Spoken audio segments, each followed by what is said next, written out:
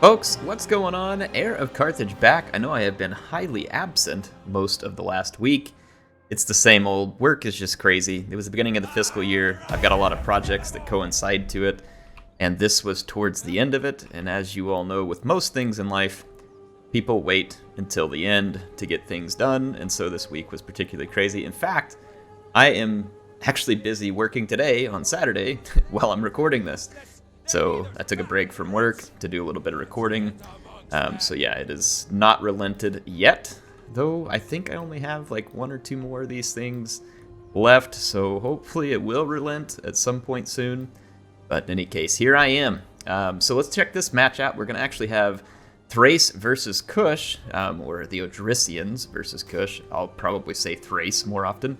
We got Thracian bowmen up front. They, very short range, only 125 range.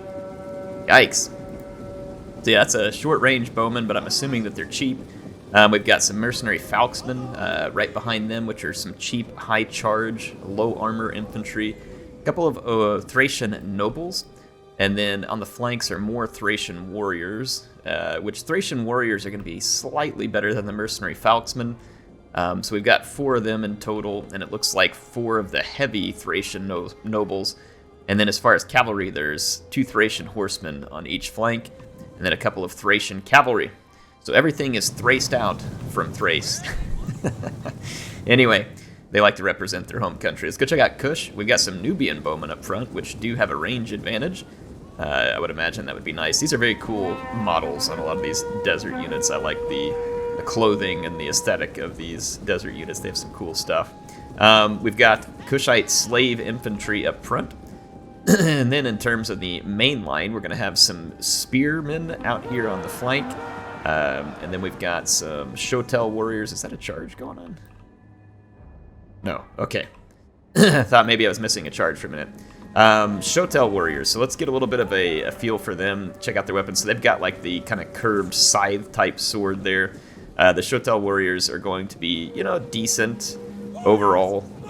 They're not amazing. They're decent for the price. So it's a heavy infantry for them. We've got a line of them across, and then there's some more spearmen. And in the back are more Shotel warriors. And then the cavalry, we're going to have some armored desert cap. Now this is actually pretty decent mid-tier cavalry. I mean, they got a fair bit of... their armor's not amazing, even though they call them armored, but they've got pretty solid attack. The bonus versus large.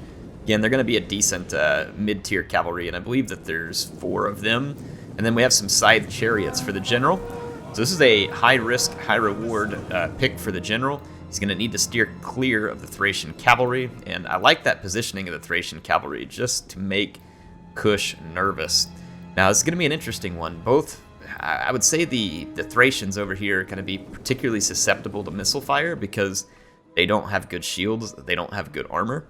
However, they do have their own missiles to protect themselves. If it came down to just a straight-up melee, I'm guessing that Thrace wins because of these 4 Thracian nobles. I would think the Kush would have a hard time with that, so the Kush are going to want to... Oh, boy. Yeah, there was a strike on those chariots by the Thracian cavalry, and they already lost 2 units, which means the rest of these are going to already be on low health, so that was a high-quality sneak attack there. The falxmen are going to get a clean charge into the slave infantry. I think they may have taken a javelin volley, but they will absolutely crush that slave infantry. Now, they'll take a lot of losses in the process because falxmen going to be falxmen. They are very weak once they enter melee. They get a lot of charge and then they're done. So it's definitely a one and done situation. All right, now looking at the skirmishing, already some of the Thracian bowmen have taken some pretty good hits. There's a cavalry engagement starting out here. The armored desert cavalry started off good, but then got countered by another Thracian horseman. And then on this flank, the Thracians are really running amok. There's about to be another javelin volley on that general. Nope. Nice chase out there by the slave spearmen. So, well done. So the scythe chariots are biding their time, as well they should. There's a lot of danger back here still from the Thracian player. So the Shotel warriors move in to counter the falxmen who chop through the slaves. This is going to be a great way to weaken up those Shotel warriors some for the second wave attack that's on the way for the Thracians. Ooh, yeah, some standoff going on here. Another volley of javelins goes into the Kush general here. I I mean, they're paying a huge price for it in terms of like javelins back, but this is totally worth it. There goes 3 more units. So the Kush general is basically out of the fight, may actually be dead.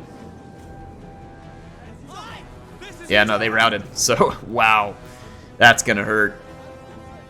So the general just routed, and I would assume that a lot of the Kushite forces here are not going to be disciplined, and that is going to have a big impact. Look at this charge here. Shotel warriors taking it from the Thracian warriors. Woo! Yeah, they evened up the numbers there real quick. Now, I would imagine a prolonged melee, the Shotel warriors might win, but I feel like Thrace is probably in the driver's seat here. However, those nobles are getting chewed up by archers. They're about to get doubled by Shotel warriors. So, not everything super peachy here for the Thracians. This noble here is basically untouched, so it should be able to get in and cause tremendous damage. Same thing here, basically untouched. So I definitely feel like that the power bar, it's interesting here. It says it's in favor of Kush. I don't know. I would think it's in favor of Thrace right now. I don't see how the Kush deal with all these pretty healthy units of Thracian nobles. Now, see that? That was a nice job getting a hold of that Thracian noble there by Kush. And that was the general as well. So Kush gets a little bit of revenge for the death of its general. But I don't know how they're going to stop all these Thracian nobles. They did win the cav fight out here, so that's going to help something. The armored desert cav taking on the Thracian horseman there and holding its own rather nicely despite the fact that it got charged while already in melee. Desert cavalry here up against the Thracian horsemen. There's some slave spears assisting and more slave spears here.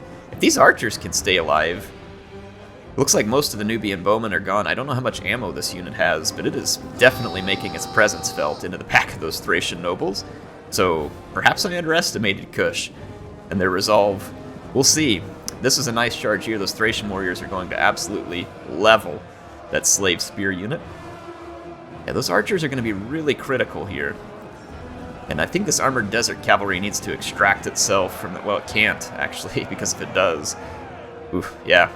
That's not good, to lose that cavalry unit. There was a cavalry unit out there. I think it's basically gone now. The 2 armored desert cav now. Okay, so there will be cavalry left probably for Kush. If they can get rid of those bows, that's nice. The Thracian cavalry came back in here. So rest in pieces, you sweet Nubian bowmen, because you are now dead. Enjoy the afterlife. So they are gone. That's going to be a big blow to Kush, and you can see it actually swapped the balance of power right there. And yeah, those units were critically important at getting rid of these Thracian nobles. Now the Thracian nobles are just going absolutely berserk. And Thrace is going to end up winning this one. That's kind of what I thought based on the gut feel there, that they probably had this one. Thracian nobles are very powerful. They're a lot more survivable than the standard Thracian warriors here. So you'll see them not be amazing in long-term combat, but they'll be considerably better than the Thracian warriors. They do come with a little more armor and slightly better defense, which lets them stay in there. And since they were brought into the fight at the very end of all the engagements, for the most part, the general wasn't, and he paid a price, it ended up making them even more effective there. But you can see these Nubian bowmen here had racked up a double chevron and would have gotten a lot more. So the loss of the bowmen and the general really probably is what finished off Kush here. If they would have been able to keep that general away from the javelins of these Thracian cavalry, they probably had a pretty good chance here. And they could have finished the job. Honestly, a pretty honorable mention for the Shotel warriors. Several of them performed quite well, considering the types of fights that they were in. And I think the armored desert cavalry did pretty good in most scenarios. But Thracian horsemen aren't known for being amazing, but they are known for being decently cost-effective, because I'm pretty sure they're cheap. Anyway, a fun matchup here. Appreciate both players, and I think it was Hotel Soap that had sent me this one, and he was playing as Connie here. So appreciate him sending these replays, and Aurian, or however you say that as well. Appreciate you playing as well. I'll see you all soon with some more videos. HeirofCarthage signing out for now.